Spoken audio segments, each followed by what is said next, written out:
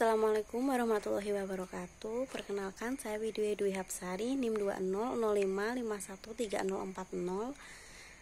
Di sini saya akan menjelaskan mengenai penelitian saya yang berjudul Pengaruh Beban Kerja, Stres Kerja, Time Management terhadap Work-Life Balance mahasiswa yang bekerja pada kelas DLC Universitas Tikubang Semarang dengan dosen pembimbing Ibu Doktoranda Ges Indrianingrum, MPD, MSI.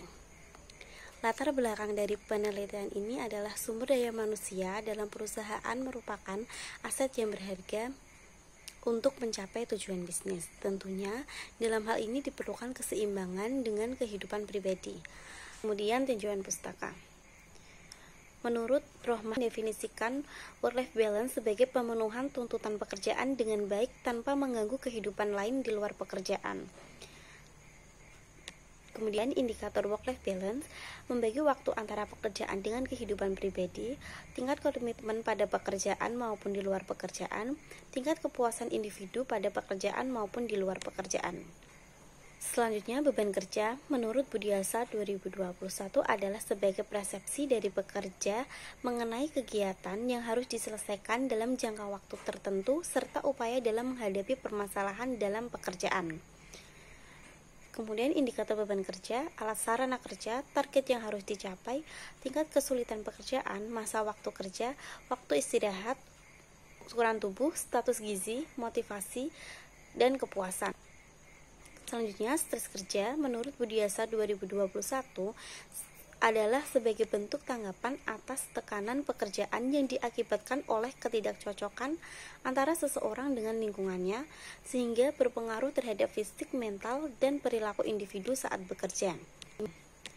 Indikator stres kerja, perasaan cemas, ketegangan, mudah marah, tidak komunikatif, detak jantung meningkat, mudah sakit, menunda pekerjaan, makan tidak normal, menurunnya hubungan baik dengan rekan kerja.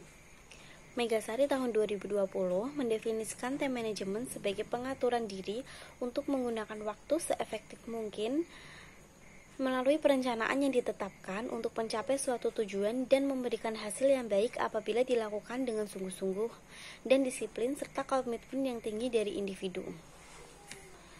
Kemudian dimensi dari time management. Indikator dari time management mencapai tujuan dan prioritas, membuat rencana dan jadwal menggunakan waktu secara efisien, dan meminimalisir kesalahan. Selanjutnya, objek dari penelitian ini adalah karyawan yang berstatus mahasiswa DLC Fakultas Ekonomika dan Bisnis Angkatan 2020 Universitas Tikubang Semarang. Peneliti melakukan pengambilan data melalui 93 kuesioner, kemudian terdapat 78 data yang dapat peneliti olah. Untuk mengetahui gambaran umum dari responden, maka dilakukan analisa deskripsi. Program studi didominasi oleh mahasiswa DLC, program studi manajemen dengan mahasiswa 45 dengan total presentase 57,7%, kemudian sisanya merupakan mahasiswa DLC program studi akuntansi dengan jumlah mahasiswa 33 dengan presentase 42,3%. Kemudian berdasarkan jenis kelamin didominasi oleh mahasiswa perempuan dengan jumlah mahasiswa 59 atau 74,4%, sedangkan yang berjenis laki-laki berjumlah 20 mahasiswa. Kemudian deskripsi variabel menyimpulkan bahwa mayoritas responden memberikan jawaban setuju. Kuesioner dapat dikatakan valid apabila R hitung lebih besar dari R tabel. Seperti yang telah dituliskan pada tabel tersebut, bahwa semua data kuesioner dapat dikatakan valid.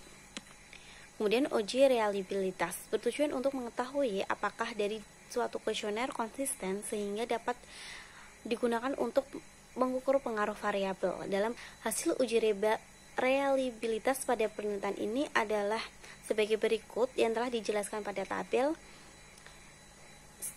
sehingga pada penelitian ini dinyatakan reliable dan layak untuk dianalisis lebih lanjut. Kemudian uji F. Berdasarkan hasil uji F di atas dapat dikatakan signifikan karena hasil signifikan adalah kurang dari 0,05%. Berdasarkan hasil uji koefisien determinasi adalah nilai R sebagai koefisien korelasi dan 0,05 0,647 adalah R² sebagai koefisien determinasi, sehingga dapat dikatakan bahwa beban kerja, stres kerja time management mempunyai pengaruh 0,647 atau 64,7% terhadap work-life balance, dan sisanya dapat dipengaruhi oleh faktor dari variabel lainnya. Kemudian analisis uji regresi linear berganda, nilai koefisiensi regresi X1 sebesar 0,240 menunjukkan bahwa terdapat pengaruh positif terhadap work-life balance.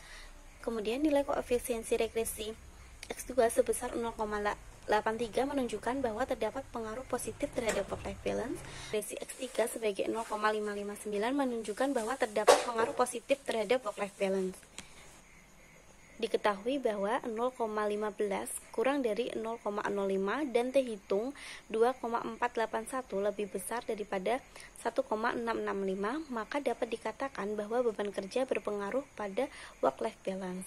Kemudian, diketahui bahwa 0,437 lebih besar 0,05 dan T hitung 0,781 kurang dari 1,665, maka dapat dikatakan bahwa stres kerja tidak berpengaruh signifikan pada work-life balance.